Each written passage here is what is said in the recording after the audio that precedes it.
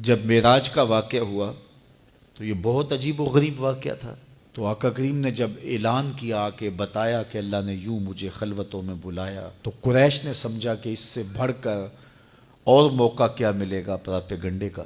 تو کہا ابو بکر کوئی نئی بات سنی ہے؟ کہا تم سنا دو۔ کہا اگر کوئی کہے کہ رات کی مختصر تنہائی میں مسجد حرام سے مسجد اقصیٰ تک پہنچا ہوں، پھر وہاں سے واپس بھی آ گیا ہوں، تو بات ماننے میں آتی ہے؟ آپ نے برجستہ کہا بالکل ماننے میں نہیں آتی۔ اتنے مختصر وقت میں مسجد اقصیٰ جائے اور پھر پلٹ کے بھی آ جائے، کم از کم 2 ماہ چاہیے۔ 1 مہینہ جاتے ہوئے لگتا ہے، 1 مہینہ آتے ہوئے لگتا ہے، کوئی چھو کے بھی آئے تو 2 ماہ چاہیے۔ تو سمجھا کہ لوہا خوب گرم ہو گیا، اب چوٹ ٹکانے پہ بیٹھے گے۔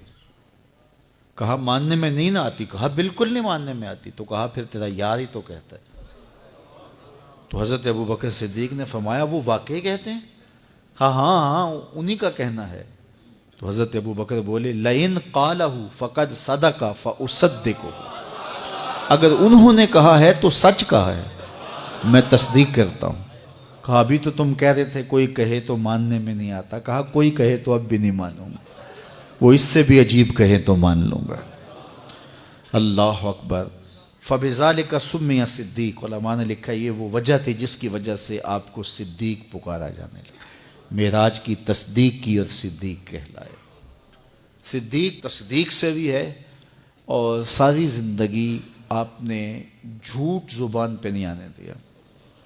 آپ کی طبع میں جو صداقت رچی بسی تھی، بلکہ ایک مشکل وقت آیا آپ پر، وہ جب حضور علیہ السلام کو اللہ کا حکم ہوا اور ہجرت کر کے حضور مکہ سے مدینہ کی طرف عازم سفر ہوئے، تو حضرت سیدنا صدیق اکبر رضی اللہ تعالیٰ عنہ ساتھ تھے۔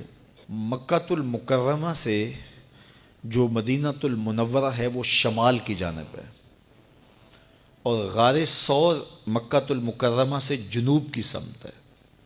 تو آقا کریم علیہ السلام نے سفر کرنا تھا مدینہ شریف کا، تو شمال کی سمت نہیں گئے بلکہ وہاں سے سفر جنوب کی جانب کیا، اور پھر وہاں سے حضور جو ہے وہ 3 دن گزارنے کے بعد مدینہ المنورہ کی جانب روانہ ہوئے۔ یہ سارے ادھر ڈھونڈتے تھکتے رہے، اور حضور وہاں آرام کرتے رہے، اور 3 دن کے بعد جب ڈھونڈ کے ان کو کچھ نہ ملا، تو آقا کریم وہاں سے نکلے اور سیدھا مدینہ المنورہ کی جانب عازم سفر ہوئے۔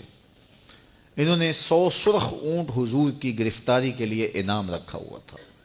تو مختلف قبائل کے لوگ حضور کو ڈھونڈنے کے لیے نکلے تھے کہ بہت بڑا انعام ہے، 100 سرخ اونٹ ملیں گے۔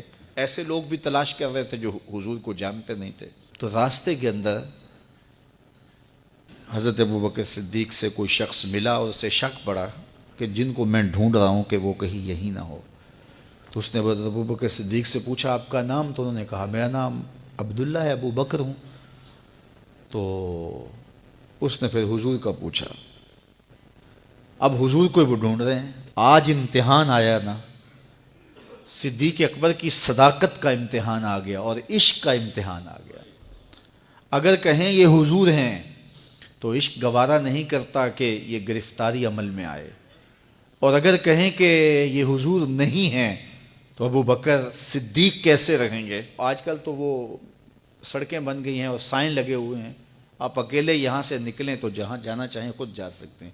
اس وقت تو پہاڑی راستے ہوتے تھے، یا تو لوگ قافلوں کے ساتھ چلتے تھے، اور اگر کسی کو ہنگامی طور پہ اکیلے جانا پڑتا تو وہ گائیڈ ساتھ لیتا جو راستے بتاتا۔ اس کو عربی میں ہادی کہتے ہیں، ہادی، رہنما، گائیڈ جو راستہ بتاتا۔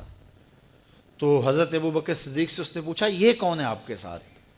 تو حضرت ابو بکر صدیق بولے ھذا ہادی یہدینی الی صراط المستقیم، یہ میرا ہادی ہے جو مجھے سیدھی راہ پہ چلا رہا ہے۔ تو وہ سمجھا یہ وہ والا ہادی ہے، لیکن حضرت ابو بکر صدیق دل و قلب و نگاہ کا مرشد قرار دے رہے تھے حضور کو۔ کہا یہ وہ میرا ہادی ہے جو میری دنیا بھی سیدھی کر رہا ہے، میری آخرت بھی سیدھی کر رہا ہے۔